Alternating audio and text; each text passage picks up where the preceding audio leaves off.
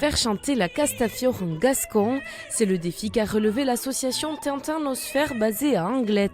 Ces amoureux de Tintin ont publié une version inédite des bijoux de la Castafiore, 2000 exemplaires entièrement traduits en gascon, un véritable trésor pour ce Tintinophile.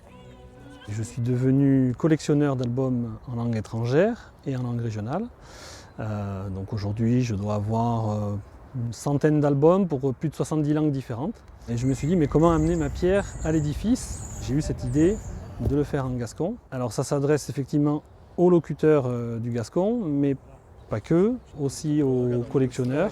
Pour mener à bien cette aventure linguistique, la traduction a été confiée à un membre de l'Académie gasconne. Un défi de taille pour restituer l'humour, la musicalité et les répliques légendaires de la diva en gascon. La BD, il y a des contraintes, c'est principalement du dialogue. Donc il faut essayer de capter l'énergie des personnages, leur vitesse, essayer de se rapprocher un peu de leur personnalité. Et tout ça dans un espace fermé. Une bulle, on ne peut pas écrire en 10 mots ce qui est écrit en 3.